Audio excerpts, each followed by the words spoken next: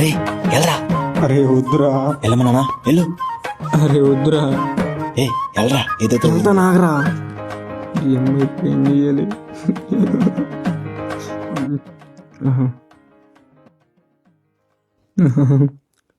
ఇప్పుడు ఏం చేయాలి?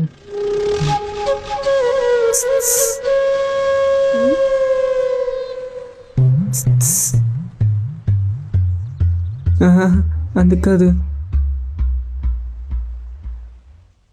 నీతో కొంచెం మాట్లాడాలి.